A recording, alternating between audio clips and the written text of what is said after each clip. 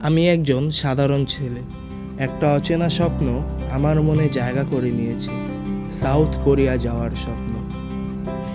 আমি ইপিএসে সুযোগ পাবো কিনা জানি না, কিন্তু প্রতিদিন সেই স্বপ্নটা আমাকে ঘুম থেকে তুলে দেয়। ভোরে উঠে বই নিয়ে বসি, সন্ধ্যায় ক্লাস শেষ করে আবার পড়ি। আমি শুধু ভাষা না, ভবিষ্যতের আশা শিখছি। প্রতিটি শব্দ, প্রতিটি বাক্য আমার স্বপ্নের দিকে এক ধাপ এগিয়ে দেয়। আমাদের একটা পরিবার আছে, একটা গ্রুপ, যেখানে আমরা সবাই একই স্বপ্ন দেখি। কেউ চুপচাপ কাঁদে, কেউ জোরে হাসে, কিন্তু আমরা সবাই জানি এই পথ সহজ না। অনেক রাত পার হয়ে যায় ভাবতে ভাবতে, যদি না পারি, যদি কোরিয়া আমার হাতের বাইরে চলে যায়।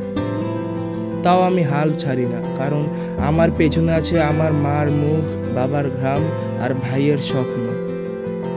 আমি যাচ্ছি কোরিয়ার পথে না, আমি যাচ্ছি নিজের সম্মান, নিজের ভবিষ্যৎ, নিজের পরিচয়ের খোঁজে।